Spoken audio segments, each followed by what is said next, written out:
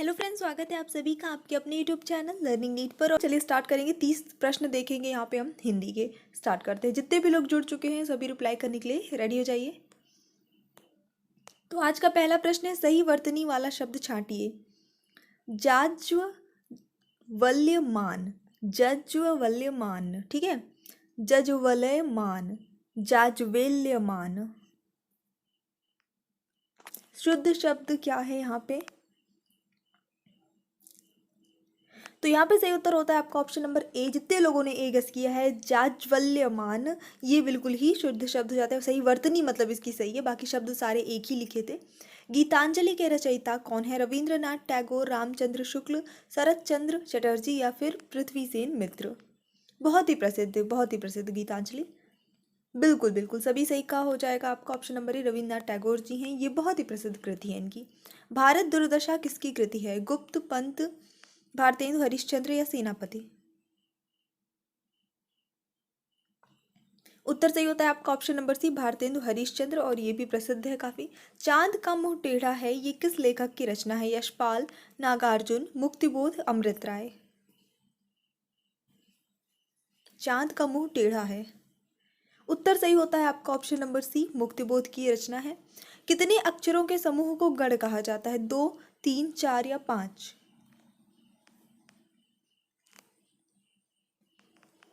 सही उत्तर होता है इस प्रश्न के लिए आपका ऑप्शन नंबर बी, 3। जो सब कुछ जानता है उसके लिए एक शब्द क्या होगा? सर्वज्ञ, मितभाषी, अभेद, नास्तिक। और सही उत्तर होगा इस प्रश्न के लिए आपका सर्वज्ञ, जो सब कुछ जानता हो। अधिवेशन शब्द में कौन सा उपसर्ग सन्निहित है? अधिवेशन में उपसर्ग क्या है, यही आपको बताना है। अध, अधि, अप, अन। उत्तर सही जाएगा इस प्रश्न के लिए आपका अधि। कमल का पर्यायवाची शब्द निम्न में से कौन नहीं है? जो नहीं होगा वही बताइएगा। पयोज, कुवलय, अब्द, अम्बुज। प्रश्न बहुत ही सिंपल है, लेकिन देखिए जो ऑप्शन दिया है वो काफी अच्छे दिया है यहाँ पे।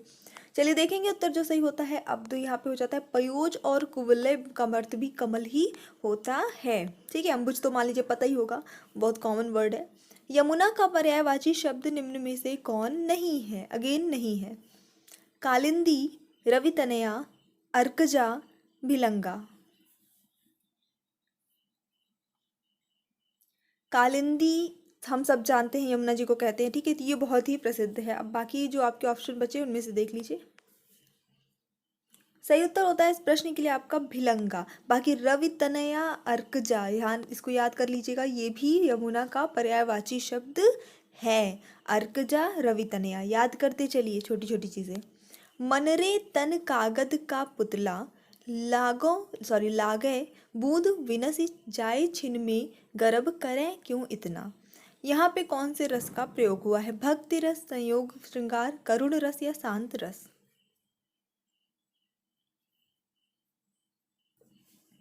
तो यहाँ पे शांत रस जो है ये प्रयुक्त हुआ है। मैं तो गिरधर के संग जाऊं, गिरधर मेरो साचो प्रीतम, देखत रूप लुभाऊं। यहाँ पे कौन सा रस है? भक्ति रस, करुण रस, अद्भुत रस या श्रृंगार रस।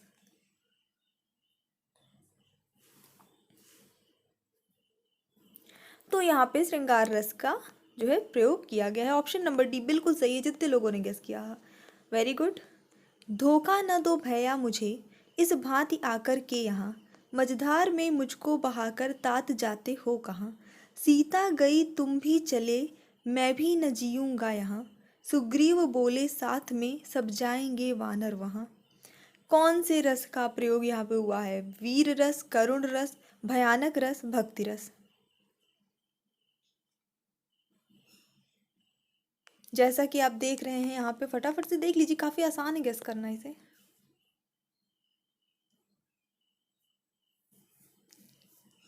तो यहाँ पे जो है करुण रस का प्रयोग हुआ है, ठीक है। ये ओवरऑल जो ये आपका संवाद दिख रहा है वो किस वक्त का है? जहाँ पर लक्ष्मण जी को शक्ति लग गई थी, तो वहाँ पे उस समय का जो पूरा विलाप और दुख था, वो सारी चीज़ें यहाँ पे थी। बुंदेली हिंदी की किस उपभाषा समूह की बोली है? पूर्वी हिंदी, पश्चिमी हिंदी, पहाड़ी हिंदी, बिहारी हिंदी।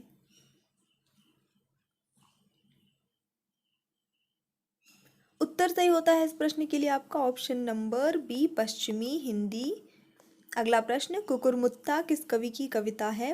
निराला, अज्ञे, सुमित्रा नंदन पंत या नागार्जुन। और सही उत्तर होता है आपका सूर्यकांत त्रिपाठी, निराला। आचार्य भरत ने कितने रसों का उल्लेख किया है? 7, 8, 9 या 10। तो भरत मुनि ने जितने रसों का उल्लेख किया है वो आपको बताना है यहाँ पे। ऑप्शन नंबर यहाँ पे ए सही होता है, 7। इसके बाद यहाँ पे देखिए, शांतश्च नवनाट्ये रसाः स्मृताः, ये इसको मैं ब्रेक कर करके पढ़ रही हूँ आपके लिए। अब आपको बताना है ये कहकर नौवें रस की शांत प्रतिस्थापना किसने की? दंडी ने, भानुदत्त ने, उद्भट ने या पंडित राज ने। जब आप संस्कृत सॉल्व करते हैं खासकर सीटेट वगैरह में, तो भी आपको ऐसे ही शब्दों को तोड़ तोड़ के पढ़ना है, तो उसका अर्थ आपको साथ साथ में समझ आता जाएगा। इस बार मैं फ़िलहाल सीटेट की प्रिपरेशन नहीं करा रही हूँ, कल इन्फॉर्म कर दिया था। ऑलरेडी काफ़ी सारे वीडियो हैं चैनल पे। चलिए देखेंगे, यहाँ पे सही उत्तर होता है आपका ऑप्शन नंबर सी हो जाएगा, उद्भट। अगला प्रश्न देख लेते हैं इसी के साथ। वाक्य रसात्मकम काव्यम, ये कथन किसका है? आनंदवर्धन, कुंतक, मम्मट या फिर विश्वनाथ। उत्तर सही होता है आपका ऑप्शन नंबर डी, विश्वनाथ। श्रृंगार को रसराज की संज्ञा किसने दी है? भोजराज, आनंदवर्धन, भवभूत या भरत मुनि।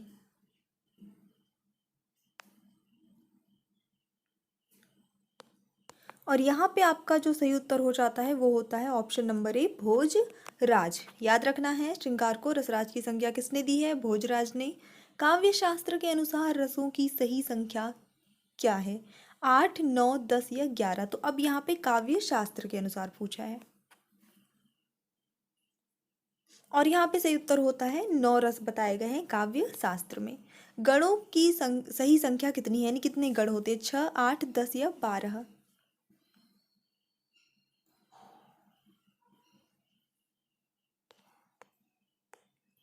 चलिए देख लेते हैं, यहाँ पे जो सही उत्तर होता है वो हो जाता है आपका ऑप्शन नंबर बी, 8 गढ़ होते हैं। गढ़ होते क्या है? ये एक्चुअली देखिए छंद के ही अंग होते हैं, और ये 8 जो गढ़ होते हैं वो आपके होते हैं यगड़, मगड़, तगड़, रगड़, जगड़, भगड़, नगड़, सगड़। ये आपके 8 गढ़ होते हैं। अभी संस्कृत में यही प्रश्न आएगा तो धातु गढ़ पूछेगा, उनकी संख्या अगर पूछता है तो 10 होते हैं। ठीक है, धातु गढ़ों की संख्या 10 होती है, संस्कृत में पूछेगा ये आप पे भी हिंदी पढ़ रहे हैं तो यहाँ पे गढ़ों की संख्या कितनी होती है? 8 होती है।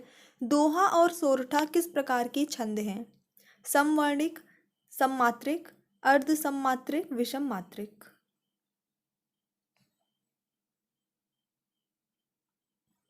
चलिए देख लेते हैं, यहाँ पे जो सही उत्तर हो जाता है वो हो जाता है कि आपका ऑप्शन नंबर यहाँ पे सही जाएगा सी, अर्ध सममात्रिक। ये जो है इस तरह के होते हैं, दोहा और सोरठा। दोहा और रोला के संयोग से बनने वाला छंद कौन सा है?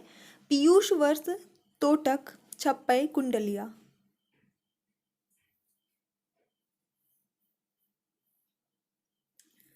सही उत्तर होता है इस प्रश्न के लिए आपका ऑप्शन नंबर डी, कुंडलिया। दोहा और रोला के संयोग से बनने वाला छंद, याद रखना है इसको। अगला देख लेते हैं थोड़ा सा। हिंदी में छंद शास्त्र का सर्वाधिक विस्तृत विवेचन किस ग्रंथ में हुआ है? इम्पॉर्टेंट क्वेश्चन है, और ना ही सिर्फ आप सुपर टेट के लिए, अगर टीजीटी पीजीटी के लिए भी कर रहे हैं तो ये आज के जो क्वेश्चन है सब इम्पॉर्टेंट ही हैं, आधे से ज़्यादा जितने भी आपके लिटरेचर पोर्शन से या ग्रामर के हाई लेवल से आए हैं। भिखारीदास कृत छंदोर्णव पिंगल में, मतिराम कृत छंदसार में, देवकृत शब्द रसायन में या चिंतामणि कृत राम रास विलास में। सॉरी, उत्तर सही होगा इस प्रश्न के लिए आपका ऑप्शन नंबर है, भिखारी दास कृत छंदोर्णव पिंगल में छंद शास्त्र का सर्वाधिक विस्तृत विवेचन मिलता है। अगला प्रश्न देख लेते हैं इसी के साथ। छप्पय के प्रथम 4 चरण किस छंद के होते हैं? बरवै, रोला, उल्लाला, दोहा। सही उत्तर होता है यहाँ पे आपका ऑप्शन नंबर बी, रोला। आ जाते हैं हमारे अगले प्रश्न पे। शांत रस का स्थायी भाव क्या है? आसान प्रश्न। बिल्कुल बिल्कुल, ऑप्शन नंबर सी से ही हो जाएगा निर्वेद। चौपाई किस प्रकार का छंद है? मात्रिक, वार्णिक, मुक्त छंद, इनमें से कोई नहीं।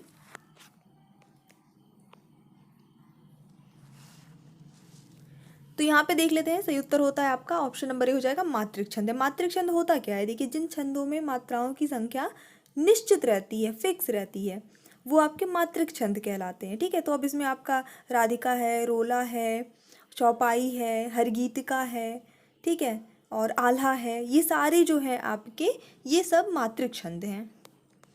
जो यश से युक्त हो उसके लिए एक शब्द क्या होगा? यशस्वी, यशोदा, यशुमती, यशी।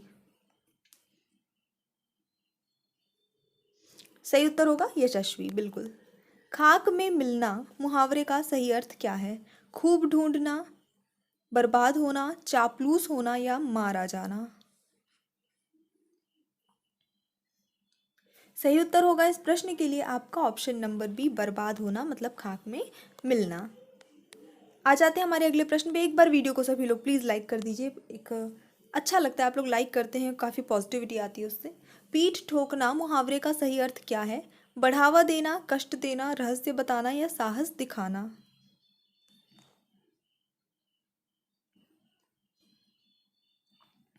सही उत्तर होगा इस प्रश्न के लिए आपका ऑप्शन नंबर ए, बढ़ावा देना। बुद्धि बल से बड़ी होती है किस लोकप्रिय कहावत का अर्थ है? अंधे के हाथ बटेर, अधजल गगरी छलकत जाए, अक्ल बड़ी या भैंस, अपनी डफली अपना राग। बुद्धि बल से बड़ी होती है, कौन सी कहावत का अर्थ निकलता है ये? तो बिल्कुल यहाँ पे आपका ऑप्शन नंबर सी हो जाएगा, अक्ल बड़ी या भैंस, यानी कि भैंस से भी बड़ी अक्ल होती है। मतलब जो भैंस के पास बल है, अक्ल के पास बुद्धि है, तो बुद्धि जो है वो बल से बड़ी होती है। तो ये हमारा छोटा सा सेशन था, 30 प्रश्न कंप्लीट हुए हैं। मुझे पूरी उम्मीद है आपको आज के प्रश्न पसंद आए होंगे। प्लीज़ अगर पसंद आए तो लाइक और शेयर करने में कोई कंजूसी मत करिएगा। एंड यस, तो फिर आज के सेशन में इतना ही। Thanks for watching, keep studying and bye bye.